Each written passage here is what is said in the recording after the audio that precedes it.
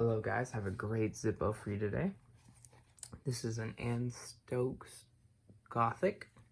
I think this is my only Anne Stokes design.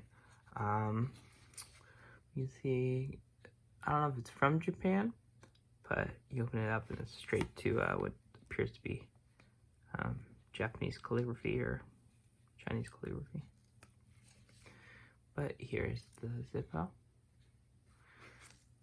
Beautiful. This one I think was shipped on eBay from another country, and they usually can't ship with the inserts, so it is nothing inside of there.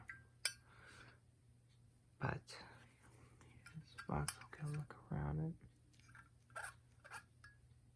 Beautiful Zippo.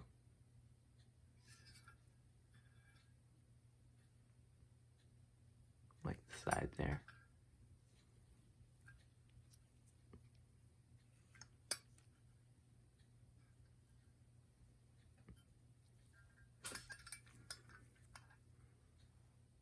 In 2015. But great Zippo. Definitely one I'm going to be putting in a sleeve to keep protected for a long time. Thanks for watching.